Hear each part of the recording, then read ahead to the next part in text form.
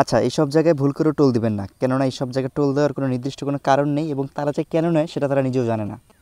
আর আমরা এখন বরিশাল বিশ্ববিদ্যালয়ের সামনে। বিশ্ববিদ্যালয়টা সবসময় দূর থেকে দেখা হয়েছে, কখনো কাছে যাওয়া হয়নি, সময় পেলে হয়তো কখনো যাব।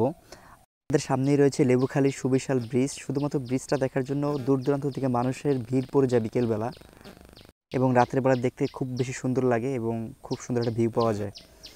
আর এই জায়গায় অবশ্যই টোল দেওয়া যেতে পারে, কারণ এটা লিগেল এবং এটা অর্থ অবশ্যই সরকারি কোষাগারে যাবে, সো এখানে টোল দেওয়া যেতেই পারে। এবং এই জায়গায় বাইকের জন্য টোল হচ্ছে 20 টাকা করে, আর বাকিটা জানি না, যখন যে যাবেন তখন সে দেখে নেবেন কত টাকা কোনটা টোল। ব্রোস, কাহিনী যেটা হয়েছে, আজকের ডেস্টিনেশন কোথায়? কুয়াকাটা না, কুয়াকাটা যেতে ইচ্ছা করলেও যেতে পারছি না। আজকের ডেস্টিনেশন হচ্ছে গিয়ে পটুয়াখালী পর্যন্তই। আর পটুয়াখালী গিয়ে আমরা জলিল মামার হোটেলে দুপুরে লাঞ্চ করব, এটাই হচ্ছে মেন উদ্দেশ্য। আর জলিল মামার হোটেলটা খুব পপুলার, দেখেছি যারাই কুয়াকাটা যায়, কুয়াকাটা যাওয়ার পথে জলিল মামার হোটেলে স্টে করে এবং দুপুরে লাঞ্চ করে যায়। এবং জলিল মামার হোটেলের চিংড়িটা নাকি খুব বেশি পপুলার, তো আজকে সেটাই টেস্ট করব। এই জন্য শুধুমাত্র বরিশাল থেকে এসেছি পটুয়াখালী। আচ্ছা, হোটেলটা একটু ভিতরের দিকে, এই গলি দিয়ে ঢুকতে হয়। আর হোটেলটা পুরোটাই একটা পাটাতন, কাঠের পাটাতনের উপরে, এবং নিচে হয়তো পানি রয়েছে। পুরো মার্কেটটাই হয়তো পাটাতনের উপর আর কি, নিচে পানি।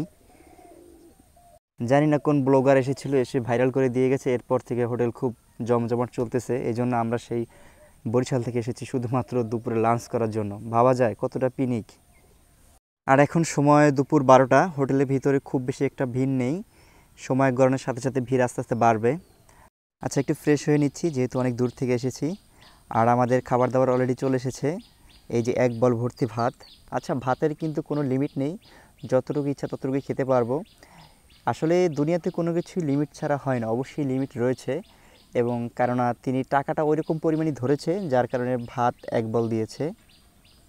আর পরিচয় করিয়ে দিই, আমার ছোটো ভাই রিমেল। আসলে যার সাথে এতটা পথ আসা, তাকে পরিচয় করিয়ে দেওয়া হয়নি। রিমেল আমার ছোট ভাই, এলাকার ভাই ব্রাদার। যদিও ছোট হলেও দেখতে অনেকটা বড় হয়ে গিয়েছে, কেউ ছোট বলবে না। জলিল হোটেল ভাইরাল কেন? চিংড়ি মাছের জন্য ভাইরাল? চিংড়ি মাছের জন্য প্রচুর ভাইরাল ভাই। চিংড়ি মাছটা কি যে সুন্দরবনে? সুন্দরবনে। আচ্ছা,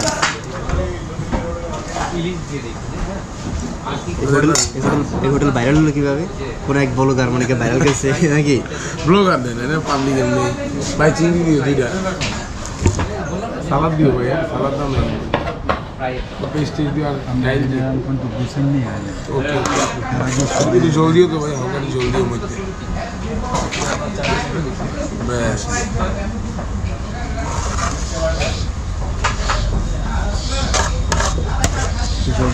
ডাল দিও, ডাল।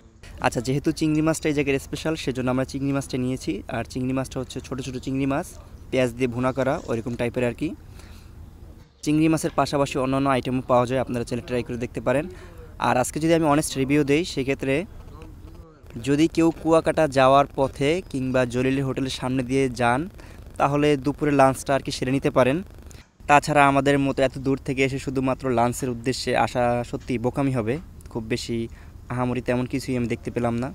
আচ্ছা, আরেকজন যেহেতু আছে, তার থেকে একটা রিভিউ নেই, সে কী বলে। আচ্ছা, খাওয়া দাওয়া শেষ, কিন্তু হাতের জায়গায় নেই, হাত উল্টাপাল্টা জায়গায় চলে যাচ্ছে।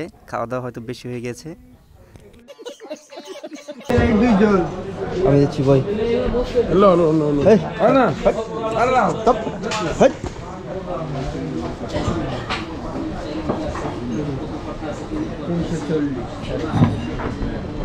দাম কত স্যার? 5,000 23,000। এই তাহলে জলিল আঙ্কেল না?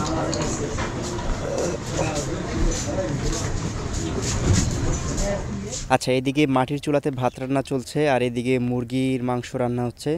আর আমরা শুধুমাত্র ভাত আর শুধু চিংড়ি মাছই নিয়েছিলাম, তো আমাদের এতে বিল হয়েছে 340 টাকা। জানি না কম বেশি কেমন হয়েছে। আমার কাছে বিলটা একটু স্বাভাবিকের থেকে একটু বেশি লেগেছে। যাই হোক, সব কিছু মিলিয়ে আলহামদুলিল্লাহ খাওয়া দাওয়া শেষ। সোনার বাংলাদেশ। তো শুনেছি পটুয়াখালী শহরটা খুব সুন্দর, সাজানো গোছানো, তো পটুয়াখালী শহরটা একটু ঘুরে দেখব। আর অলরেডি মানুষজন ভিড় করতে শুরু করেছে হোটেলে। যারা কুয়াকাটা যাওয়ার পথে, তারা বাইক রেখে এখানে দুপুরে খাওয়া দাওয়া সারছে। এই যে বাইক, ভিড় পড়ে গেছে বাইকের।